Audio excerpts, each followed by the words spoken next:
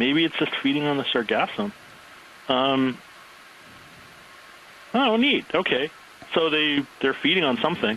Yeah, so this demonstrates one of the things about Okeanos Explorer that I love about the program is that we can actually make observations of these species doing what they do in the wild. You know, these in situ observations of feeding and other biology, because frankly, a lot of the animals that we see, the reason we know about the animals at all is because we see dead examples of them from trawls.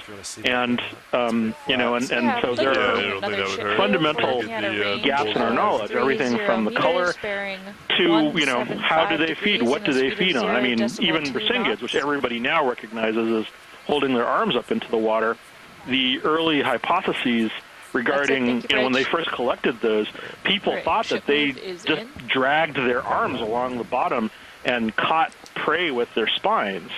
You know, and that's very different from what we know today. They only started seeing Brisingids with their arms, you know, held up into the water current, I think in the 70s, you know, when Alvin started going down. So even something relatively simple like feeding like this is food for the gods for me, because I can, you know, and who knows what we'll see that, you know, it might be feeding on. It might be the sargassum, or there might be something else here that might turn out to be a potential prey item, such as a small, I mean, it could be a mollusk, or it could be one of those bryozoans, or any number of other things.